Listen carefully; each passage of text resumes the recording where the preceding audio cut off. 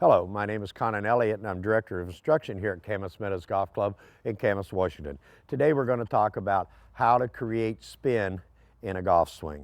Well, the materials we're going to need for this are a golf ball and a golf club. That's all we need. So what creates spin? Well, everyone's creating spin every time you hit it in a golf ball. There's two kinds of spin. There's good spin and bad spin. There's spin where the ball actually rotates to the right and slices, which is pretty much an undesirable type of motion. There's also a spin to the left, which if it's a little bit is very desirable, which if it's a lot would be undesirable.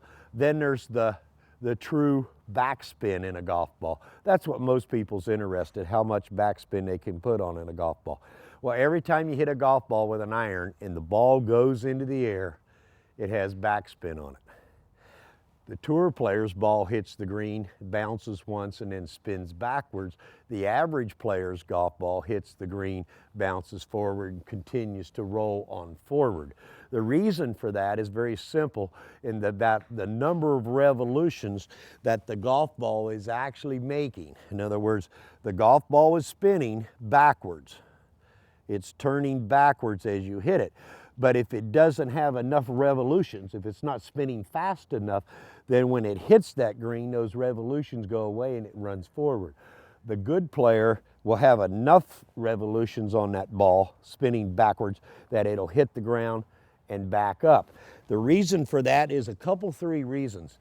One is the type of ball that you play. If it's a very hard ball or two-piece ball, then you will have a tendency for it not to spin very much if the cover is hard. If you play more of a tour type ball, which is a three-piece ball with a soft outside, you'll have a higher spin rate. Remember the problem with higher spin rates though, it's good if that spin rate's the spin rate you want. If it's a spin rate to the right or to the left, then it's going to be more of a spin rate, so you're going to slice it or hook it more. So the better player plays a higher spin rate ball. The lower type of handicap player will tend to play a less high spin rate ball so that they can control it more. But this backspin is actually created by the angle that the club is attacking the ball at. So as my iron and my club comes down, as my wrists are cocked and I'm starting to swing past, my club descends at an angle down and catches the ball. That ball then rolls up the club face and off at that angle, which gives it that backspin, okay? If a lot of players have a tendency to uncock their wrist early, then the club is going slower and it's actually traveling kind of upward through the golf ball. It'll put very little backspin on it.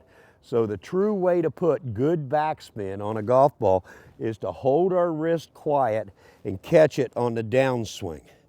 So as I come down, I want my golf club to travel down into the golf ball.